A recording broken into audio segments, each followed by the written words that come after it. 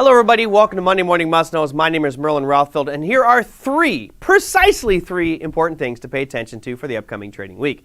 Now, last week we talked about big, heavy macro pieces which could create some great opportunities for the months and maybe even the years going forward. But this week we wanted to focus on precisely things that will happen, and I guarantee that they're going to happen this week. I'll start things off with the guaranteed earnings calendar. Now, it's a very quiet week. There's only 178 companies reporting this week, and a lot of them are names you're going to go, who? I can't even pronounce that because it's so many international firms.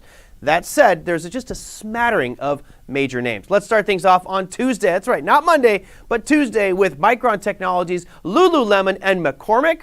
On Wednesday, you've got Five Below and Dave & Buster's. And on Thursday, Walgreens Boots Alliance. And that's it. Believe it or not, that's pretty much it. Now, there are a lot of other companies, so always check your earnings calendar so that you don't get caught off guard holding something that you probably don't want to during earnings. But that said, a quiet week.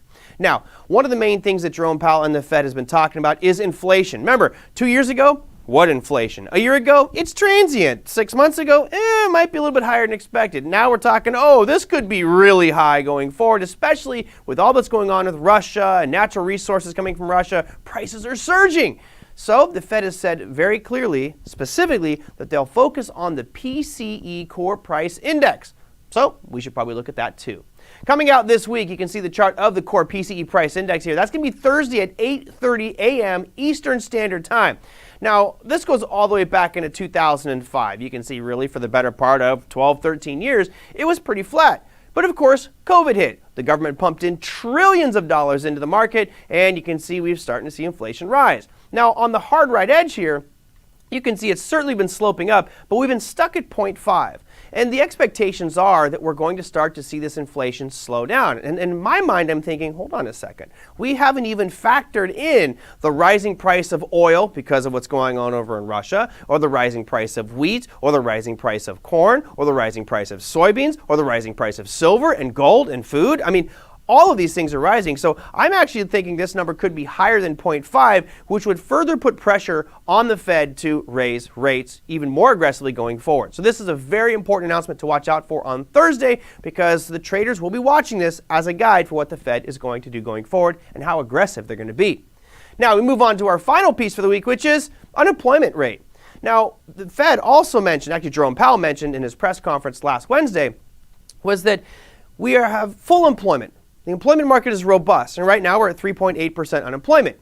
Now, looking at this chart, you can see it's been on a pretty nice slide, drifting down, lower unemployment. That's what we want, and it's pretty much back to the levels we saw back in 2019 and early 2020 before the pandemic hit. That is the floor. So it has a lot of people thinking, how much lower can the unemployment rate go? Well, granted, things do seem like they're firing on all cylinders. However, when you get so low on something, how much more low can it get, right? It's going to hit that floor at some point. It's probably not going to go to zero unemployment. That's just an impossibility with a global economy.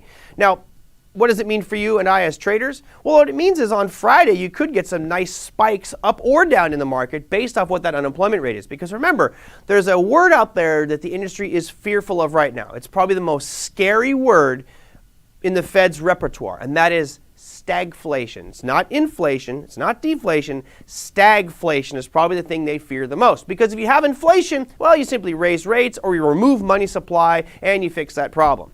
If you have stagflation, now you have slowing growth, high unemployment, and high inflation.